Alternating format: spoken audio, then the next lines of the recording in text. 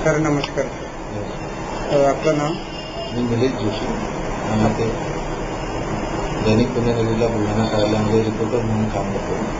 जवळपास 5-6 वर्षापासून ते सध्या कार्यालय आहे. सर आपण आपल्या 2020ला समजा आपल्या देशाला महासत्ता व्हायचा आहे, या संदर्भात शासन विविध प्रकारच्या योजना उपक्रम सध्या देश पातळीवर राबवत आहे. तर आपल्या दृष्टिकोनातून बुलढाणा जिल्ह्याची सध्याची काय परिस्थिती आहे?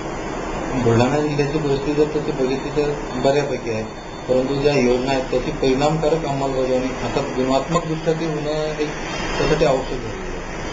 बुलढाणा जिल्ह्यामध्ये प्रामुख्याने पाण्याचा प्रश्न आहे, शेतीच्या सिंचनाचा प्रश्न आहे, उद्योगधंद्याचा प्रश्न आहे. दळणवळणाच्या दृष्टीने या ठिकाणी रेल्वेला महत्त्व आहे, परंतु बुलढाणा जिल्ह्यात मुळात रेल्वे नाही आहे. जो काही समजा मुंबई कलकत्ता रेल्वे मार्ग गेलेला आहे तो वगळता जिल्ह्यात अन्यत्र कुठे रेल्वेचा असं हे नाही आहे. इंग्रजकालीन जालना खामगाव रेल्वे मार्ग मंजूर झाला होता, परंतु त्याचं सर्वेक्षण वगैरे त्यावेळेस झाले होते, सर्वेक्षण वगैरे झालं होतं, परंतु त्यानंतर त्या बाबतीत प्रोग्रेस झाली नाही.